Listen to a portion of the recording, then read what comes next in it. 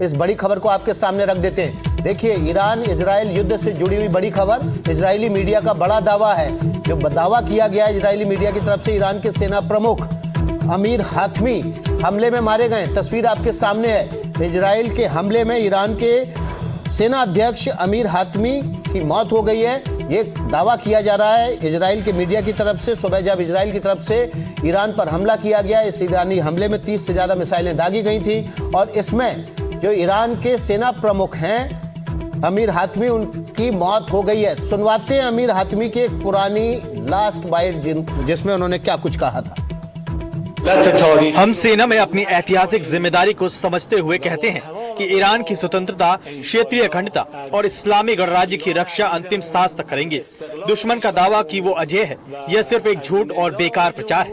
ये वही दुश्मन है जिसने वियतनाम और अफगानिस्तान में 20 साल तक युद्ध लड़ा और आखिरकार शर्मिंदगी के साथ बाहर निकल गया।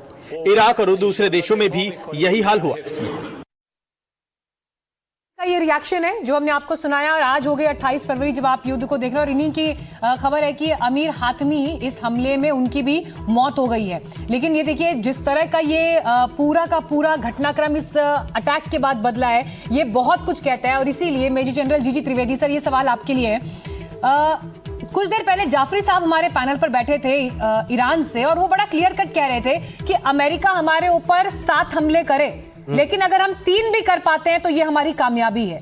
सर, ये जो माइंडसेट है, ये बहुत कहता है कि अगर ईरान ने ऐसे 3 हमलों को भी सक्सेसफुली अंजाम दे दिया तो ईरान ने आधी दुनिया को हमले में झोंक दिया, इसका मतलब। और मैं स्पेसिफिकली ईरान क्या कहूं, मतलब इजराइल और ईरान दोनों की बात हो रही है। अभी तो 7 देशों को दायरे में ले लिया है, सक्सेसफुल अटैक किए मिसाइल से। देखिए, बात वो ठीक बात कह रहे हैं। देखिए कि ईरान का जो है जवाबी हमला ही करना एक जीत है, क्योंकि वो इतने देशों के साथ, यानी कि अमेरिका और इजराइल तो सामने है, पर उनकी बेसिस कितने देशों में है। तो ये जो युद्ध है वो कोशिश करेंगे कि एक तरफा ना हो।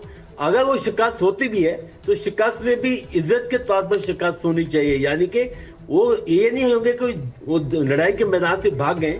वो ये सिद्ध करना चाहे कि देखो हम खड़े थे, ठीक है, हमने भी पलटवार। त्रिवेदी जी, बीच में आपको रोकेंगे, माफ कीजिएगा, माफी के साथ। देखिए, तेल अवीव से हमारे साथ सीधे जीवा जुड़ गए हैं। मूलतः भारतीय मूल के हैं, गुजरात के रहने वाले हैं, तेल अवीव में हैं, और हम इनसे सीधे लाइव अपडेट ले लेते हैं। जीवा, क्या अपडेट है आपके पास? तेल अवीव में हमने सुना है कुछ धमाके की आवाजें आई हैं, लोगों को लगातार वहां पर सायरन सुनाई दे रहे हैं, बंकर में जाने के लिए कहा जा रहा है। नमस्कार। सही है कि आज सुबह 8:30 बजे हम लोगों ने पहला सायरन का आवाज़ सुना, और फिर बाद में इजरायली मीडिया और इजरायली टेलीविज़न और इजरायली गवर्नमेंट और डिफेंस मिनिस्ट्री की ओर से कर्फ्यू जाहिर किया गया इजराइल में।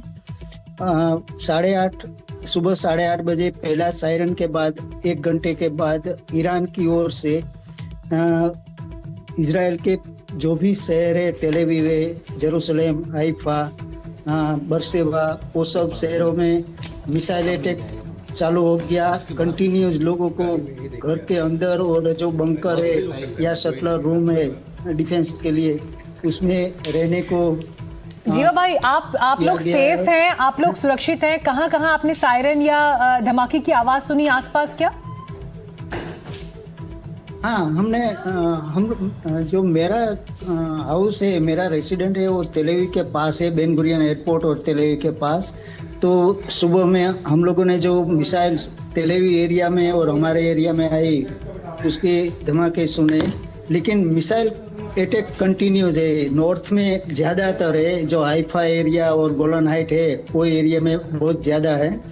और इजराइल के दूसरे शहरों में भी अलर्ट है और कंटिन्यू सायरन चालू है। अभी कर्फ्यू की वजह से लोगों को बाहर जाने के लिए कंप्लीटली मना है, कोई बाहर नहीं जा रहे हैं। और कल का जो भी एक्टिविटीज़ है, गवर्नमेंट का ऑफिसेस, स्कूल्स, ट्रांसपोर्टेशन, वो सब कल के लिए बंद है। तो आगे ऐसा डिक्लेयर किया कि अभी और कुछ ज़्यादा आगे बढ़ेगा। और इजराइल की ओर से जो ईरान के ऊपर और इराक के ऊपर हमला हुआ, तो ईरान में ज़्यादा प्रॉब्लम ऐसा है कि जीवा भाई, वहाँ के वैसे आप बोलते मुझे पता नहीं आपके लिए defense- संभव होगा या नहीं होगा, लेकिन जितना मैं आपका फ्रेम देख पा रही हूँ, अगर कुछ आसपास दिखा पाना कैमरे से आपके लिए संभव हो तो आप देखिएगा। हालांकि मैं देख पा रही हूँ कि आप किसी वैसे सेटअप में बैठे हैं, रूम जैसा कुछ दिख रहा है, लेकिन अगर पॉसिबल हो आपके लिए, अगर आप दिखा पाए तो।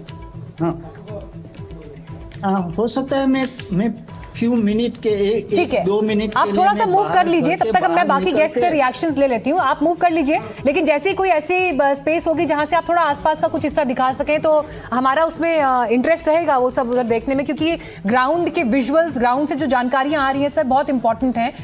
Thank you so much for sharing your time and feedback on this. लेकिन बाकी मेहमान भी लगातार बने हुए हैं स्टूडियो में। आशुतोष भी हमारे साथ आ गए हैं। आशुतोष, देखिए जिस तरह से आज ये पूरा घटनाक्रम बदला है, आज न सिर्फ भारत बड़े करीब से देख रहा है, क्योंकि थोड़ी देर पहले कमर आगा साहब इस बात का जिक्र कर रहे थे कि शेयर मार्केट पे इंपैक्ट दिखेगा अगर ये युद्ध 2-3 दिन इस तरह से और खिंच गया, जिसकी संभावना प्रबल दिखाई दे रही है। तो जो हिंदुस्तानी वहां फंसे हैं, जो भारतीय वहां फंसे हैं, मिडिल ईस्ट के देशों में एक बड़ा नंबर है, इसे लेकर भी भारत सरकार के लिए एक चुनौती हो जाएगी कि अब वहां से उनको कितनी जल्दी से जल्दी सुरक्षित वापस लाया जा सके। और इन सबके बीच तेल की सप्लाई, तेल को लेकर जो एक पूरी वर्ल्ड डिप्लोमेसी और इकोनॉमी चलती है, उस पर भी नजरें हैं। जीवा भाई का रुख कर लेते हैं फिर से, वो हमें वहां से कुछ तस्वीरें दिखाने की कोशिश कर रहे थे। जी, इजराइल से हमारे साथ जुड़ रहे हैं, दिखाइए सर।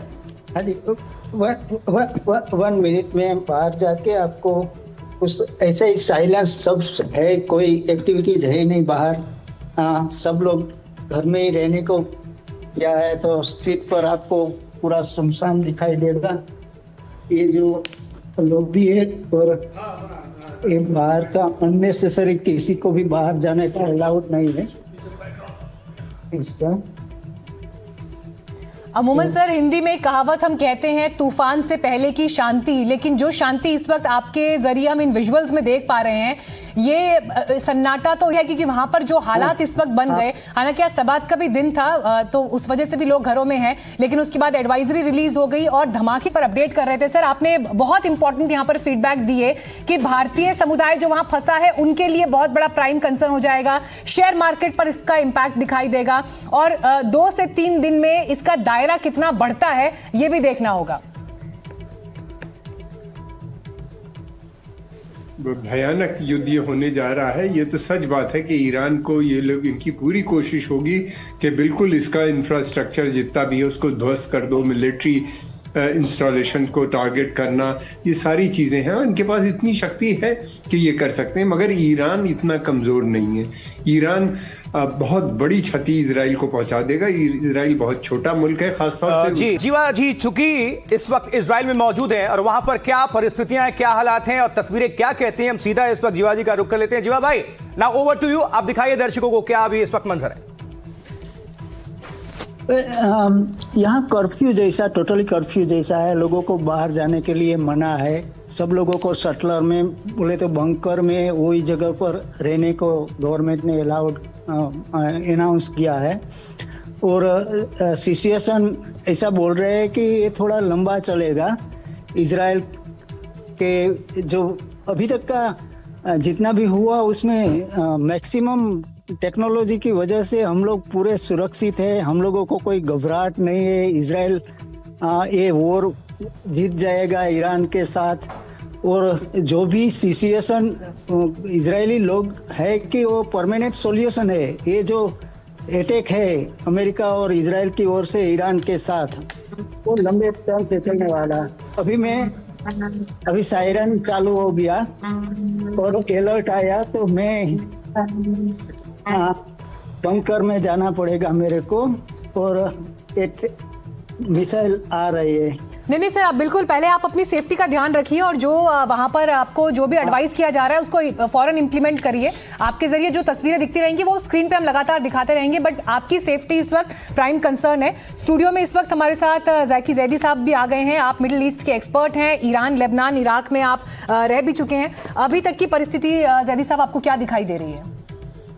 देखिए, ये तो एक्सपेक्टेड था, क्योंकि एक सेट पैटर्न है कि जब लास्ट टाइम 12 डे वॉर हुआ था तो नेगोशिएशंस के बीच में ही जब नेगोशिएशंस एक कंक्लूडिंग मोड पे पहुंच रहा था कि ओमानी फॉरेन मिनिस्टर बोल रहे हैं कि ईरान अपना स्टॉक पाइल देने के लिए तैयार हो गया है, वो एक बहुत इस लेवल का एनरिचमेंट करेगा कि उससे कभी न्यूक्लियर बॉम्ब नहीं बन सकता। तो पिछली बार भी यही चीज़ हुआ था 12 डे वॉर में, और इस बार भी यही हुआ है। पिछली बार ये क्लेम किया गया था कि सिर्फ इजराइल ने अटैक किया है, अब की बार ये यूएस और इजराइल का जॉइंट ऑपरेशन है। तो it's a clear cut aggression. तो इसमें इसका मकसद है रेजीम चेंज, एग्रेशन शब्द का इस्तेमाल। यस इट्स एन एग्रेशन या वर्चस्व। हाँ, वर्चस्व, यस एग्रेशन, क्योंकि मिडिल ईस्ट में सारे जितने मिडिल ईस्ट पावर्स हैं सब आइदर दे आर लैकी ऑफ यूएस एंड इजराइल, तो Iran is the last standing, आखिरी है वो। पीछे एक बड़ी खबर यूएई से, इस वक्त की बहुत बड़ी खबर आपको बता दें, यूएई ने ईरानी मिसाइल्स को गिराया है। जी हां, यह दावा किया गया है यूएई की तरफ से ईरानी मिसाइल्स को मार गिराया है, और जबकि एक शख्स की इसमें जान भी गई है। तस्वीर तो देखिए, लगातार सायरन बज रहा है और 6-7 देश जो है इसमें इन्वॉल्व हो चुके हैं। जीवा भाई बंकर में पहुंचे हुए हैं, निश्चित तौर पर वहां भी सायरन चल रहा है, लेकिन एक छोटा सा रिएक्शन हम ले लेते हैं कमर आगा साहब से। कमर आगा साहब, ये बताइए रूस की एंट्री कब हो रही है? रूस और चाइना क्या सपोर्ट करने जा रहे हैं? सिर्फ बयानबाजी। मेरा ख्याल है ये लोग कहाँ आएंगे। रशिया अपनी जिद में फंसा हुआ है, चाइना कभी इस तरह के काम नहीं करता, और ये इतनी बड़ी पावर नहीं है धोखे दोनों। हाँ, जो कुछ भी है ये उनको कम्युनिकेशन सिस्टम्स वगैरह दे सकते हैं, मदद कर सकते हैं, वीपन की सप्लाई कर सकते हैं, हो सकता है पहले भी कर दी हो जैसी रिपोर्ट्स आई थी। इससे ज़्यादा मुझे हो सकता है कुछ पैसे से मदद कर दें चाइना, लेकिन कितना होगा ये कहना मुश्किल है। और दूसरी बात ये कि ये अमेरिका से इनका आने का मतलब ये है कि अमेरिका से युद्ध करना, तो वो संभव मुझे नहीं लगता कि ऐसा हो पाएगा। जीवा भाई, वहां पर जो परिस्थितियां दिखाई दे रही हैं, वहां पर आपको ये एडवाइस किया गया है कि आप बंकर में पहुंचें। कितने लोग इस वक्त वहां आपके आसपास हैं? हालांकि सन्नाटे की भी एक स्थिति आसपास के क्षेत्र में दिख रही थी, लेकिन कोई कंसर्न, चिंता इस वक्त वहां पर लोगों के भीतर है? एक्चुअली ये जो ईरान का वॉर लास्ट टाइम में हुआ था, तब भी ईरान की ओर से जो लॉन्ग रेंज मिसाइल इजराइल में अटैक था, तो उसमें लॉस्ट ऑफ लाइफ भी हुआ था, डैमेज भी हुआ था, कुछ बिल्डिंग भी गिरे थे। तो जब भी यमन की ओर से या लेबनान की ओर से या गाजा की ओर से जो मिसाइल आती है, उससे ज़्यादा पावरफुल मिसाइल ईरान की ओर से इजराइल में आई थी, और वो अटैक हुआ था, और उसमें अच्छा खासा डैमेज भी हुआ था इजराइल में। तो ईरान की अभी जो सिचुएशन है वो ज़्यादा सीरियसली हम लोग लेते हैं। हम कोई ऐसा नहीं सोचते कि जो IDF इजराइल डिफेंस मिनिस्ट्री की ओर से हम लोगों को बताया जा रहा है, अलर्ट भेजा जा रहा है, हम लोगों को शटलर में रहने को बोला जा रहा है, तो सब लोग वो फॉलो अप करते हैं और ज्यादा सीरियसली फॉलो अप करते हैं जी, क्योंकि वो लॉन्ग रेंज मिसाइल रहती है और वो डैमेज कर सकती है, वो लॉस्ट ऑफ लाइफ। बिल्कुल जीवा जी, आप नजर बनाकर रखिएगा, दोबारा आपका रुख करेंगे, एक छोटा सा रिएक्शन लेंगे हम मेजर जनरल जीजे द्विवेदी जी से। द्विवेदी साहब, आपसे जानना चाहेंगे, देखिए डोनाल्ड ट्रंप ने तो अब ये सब करा दिया, 6-7 देश तो अब इसमें इन्वॉल्व हो गए, लेकिन हमने अभी तक जो सुना था या जो अभी देखा है, मिलिट्री बेस जहां पर भी है, यूएस की उपस्थिति जहां पर भी है, ईरान वहां टारगेट करेगा या कर रहा है, लेकिन जहां जहां नहीं भी है वहां भी टारगेट कर रहा है, तो जो निर्दोष है वो भी लपेटे में आएंगे। किस तरह से आप इसको देख रहे हैं? देखो, युद्ध में कोई ऐसी सीमा रेखा नहीं होती है, युद्ध में पूरा जो बैटलफील्ड है वो ओपन होता है, और आज आप ये नहीं कह सकते कि अटैक जो है सिर्फ बेसिस पे हो सकता है, अटैक बेसिस के बाहर भी हो सकता है। तो इसलिए ये देखे जाते हैं कि हर एक देश अपने टारगेट लेता है, आप अंधाधुंध मिसाइल नहीं दागते हैं, आप पहले टारगेट सिलेक्शन करते हैं, और टारगेट सिलेक्शन के बाद जो आप टारगेट इंगेज करते हैं, तो जहां भी वो टारगेट देखते हैं कि टारगेट की अहमियत है या उसकी इंपॉर्टेंस है, वो टारगेट जो है वो इंगेज किए जाते हैं। और एक सवाल आपने और भी किया था कि क्या रशिया या चाइना इसके बीच में आएंगे, वो नहीं, इसके बीच में डायरेक्टली नहीं आएंगे, क्योंकि चाइना आज तक कभी किसी के युद्ध में एक्सरसाइज तो किया था सर अभी कुछ दिन पहले ही, वो सिर्फ क्या दिखाने के लिए, जॉइंट एक्सरसाइज तो अभी हुआ था, ईरान के साथ रशिया ने किया था कुछ दिन पहले ही, ज्यादा दिन हुआ भी नहीं, तो क्या वो सिर्फ उसकी क्या बात देखो, है?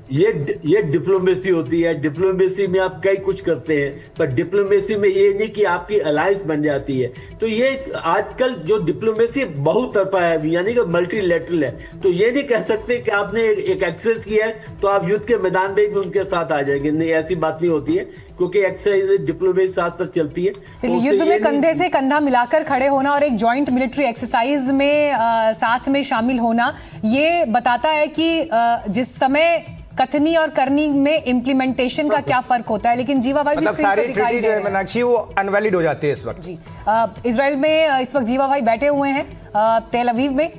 अभी क्या स्थिति है सर? जस्ट फ्यू सेकंड पहले जो सायरन चालू हो गए थे, तो ये सायरन के बाद हम लोगों को अभी वेट करना पड़ेगा कि आप सुन रहे हैं, आवाज आया हो? जी, आप तक पहुंची होगी, लेकिन फिलहाल यहां तक नहीं आई है। हाँ, ओके। तो अभी हम जो रहते हैं उसके आसपास ही कहीं मिसाइल का आवाज आ रहा है। ठीक है सर, लौटते हैं। और, जैदी साहब, यहाँ पर एक बड़ा continue- सवाल ये भी है, बातचीत जो नहीं हो पाई उसके पीछे महत्वपूर्ण पॉइंट मिसाइल्स का था। परमाणु प्रोग्राम जो उनका चल रहा है उसको लेकर वेस्ट की कड़ी आपत्ति थी, लेकिन ईरान की तरफ से स्टैंड हमेशा ये रहा है कि हमारी सॉवरेनिटी की बात है, एज ए नेशन हमारी इंडिपेंडेंस की बात है। इस विषय को लेकर बातचीत क्यों नहीं बन पाई, और आम जनता ईरान की जो है, जो पहले से ही अपनी सरकार के खिलाफ विद्रोह कर रही थी, आज की तारीख में इस हमले के बाद जनता का मन बदला होगा क्या? नहीं, देखिए, क्योंकि ट्रंप भी जनता, सीधे ईरान की जनता को एड्रेस कर रहे थे आज। वो तो देखिए, वो जब इराक में अटैक हुआ था तब भी बोला था, लीबिया में, वेनेजुएला में, सब जगह वो एक कॉमन मोडस ऑपरेंडी है। कोई भी एक फॉरेन कंट्री जब अटैक करती है वो ये क्लेम करती है कि अमेरिका जो है वो डेमोक्रेसी और लिबरेटर है कंट्री का, जो कि ऐसा होता नहीं।